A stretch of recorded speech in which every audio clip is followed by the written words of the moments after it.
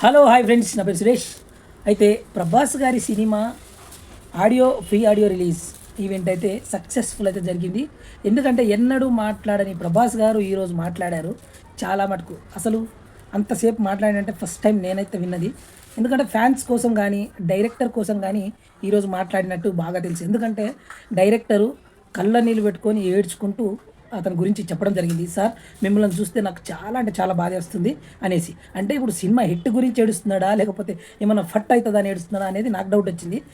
ఆ ముచ్చట ఎందుకు చెప్తున్నానంటే ఏడుపు ఎందుకు వచ్చిందనేది నాకు అర్థం కాలేదు. ప్రభాస్ గారితోనే ఉన్నాడు, ప్రభాస్ గారితోనే సినిమాలు తీస్తున్నాడు.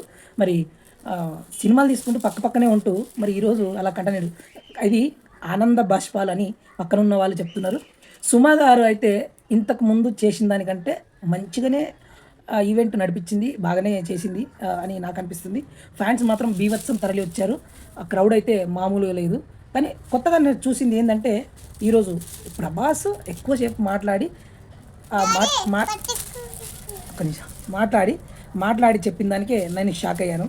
ఎందుకు ఎన్నడూ మాట్లాడలేదు ఈ ఈ ఆడియో రిలీజ్లో, ఈరోజు మాట్లాడిన ఈ ఈవెంట్లో మాట్లాడినంత ఎక్కడైతే నేను వినింది లేదు, చేసింది లేదు.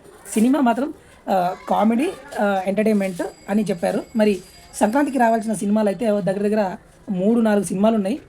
మరి ఏ సినిమా బాగుంటుంది ఏంటంటే మరి పాన్ ఇండియా స్టార్గా ఈ సినిమాలో మాత్రం ప్రభాస్ గారు నటిస్తున్నారు. మరి ఈ సినిమా అందరూ ఆకట్టుకొనే ఉంటుంది అని నాకు అనిపిస్తుంది. ఎందుకంటే మారుతి గారు సినిమాలు చేస్తే అది మంచి కామెడీ ఉంటుంది, చాలా బాగా మాట్లాడతారు, చాలా మంచి డైలాగ్స్ ఉంటాయి, అంత బాగుంటుంది.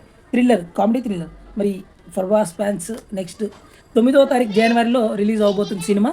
మరి ఆ సినిమాకి బీభత్సమైన క్రౌడ్ ఉండబోతుంది. మరి టికెట్లు కూడా దొరకవో అంతగానం కనిపిస్తుంది ఆ ఈవెంట్లో చూస్తుంటే. ప్రభాస్ గారు పిలక వేసుకొని ఈవెంట్కి రావడం జరిగింది. ఆ పిలక చూస్తుంటే కూడా చాలా అంటే చాలా ఫ్యాన్స్ మెచ్చుకున్నారు. కొంతమంది అయితే ఫ్లెక్సీని పట్టుకొని వచ్చి మ్యారేజ్ చేసుకోవాలంటే ఏమి క్వాలిటీలు ఉండాలి అమ్మాయిలకి అనేసి ప్రభాస్ గారిని ఫ్యాన్స్ అడగడం జరిగింది.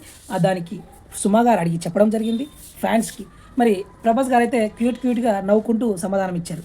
ఓకే ఫ్రెండ్స్, ఈ ఈవెంట్లో చాలా అంటే చాలా నేర్చుకుంది ప్రభాస్ గారు. ఇంకా ఎక్కువ మాట్లాడతా, మా ఇంటికి ఎవరైనా మీ ఇంటికి వస్తే మాకు ఎంత రుచికరమైన భోజనం పెడతారని సుమా గారు అడిగితే ఒక 25 వంటలు పెడతానని చెప్తే దానికి షాక్ అయ్యారనమాట సుమా గారు.